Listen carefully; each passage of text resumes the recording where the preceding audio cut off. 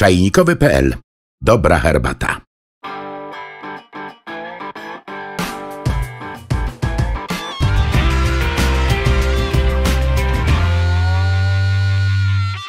Zapaszmy sobie zatem herbatę białą. Użyjemy do tego Jinzena jako takiego najbardziej klasycznego i charakterystycznego przedstawiciela gatunku.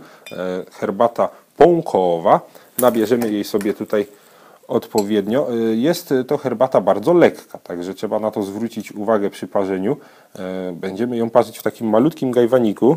Trzeba zauważyć, jak dużo liści na taki mały gajwanik sypiemy, no ale to też specyfika parzenia w gajwanie.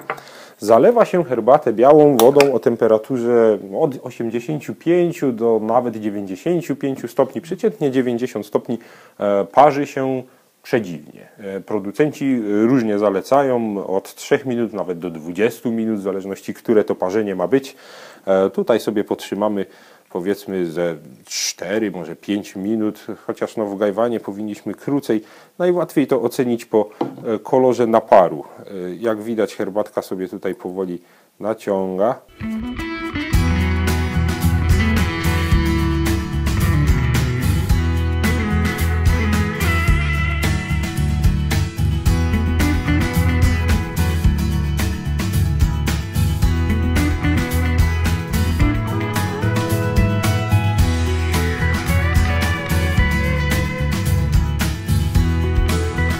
Co do samego naparu, raczej tego nie będzie widać w kamerze, ale na powierzchni naparu unoszą się malutkie srebrne igiełki. Właśnie z tych listków jest to cecha charakterystyczna dla herbaty Baihao Jinzen.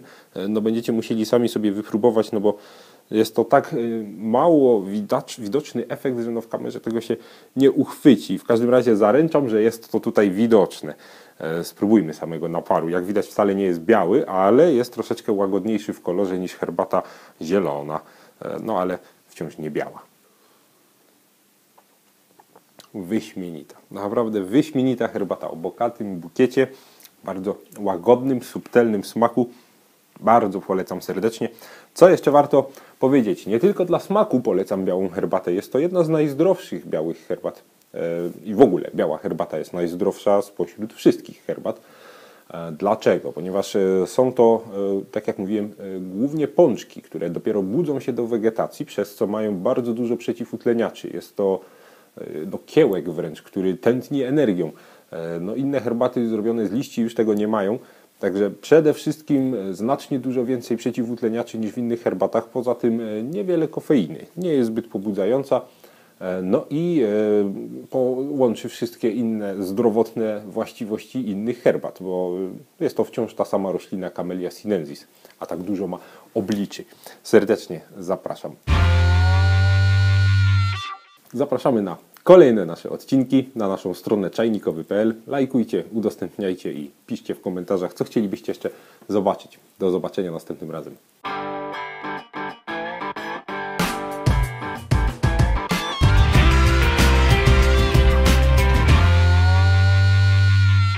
Chociaż w gajwanie powinniśmy krócej. Najłatwiej to ocenić po kolorze naparu. Jak widać, herbatka sobie tutaj powoli naciąga.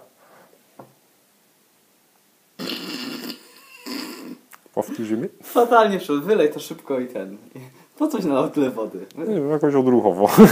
Zapomniałem, że to jest mały gajwan i ma ten grzebień.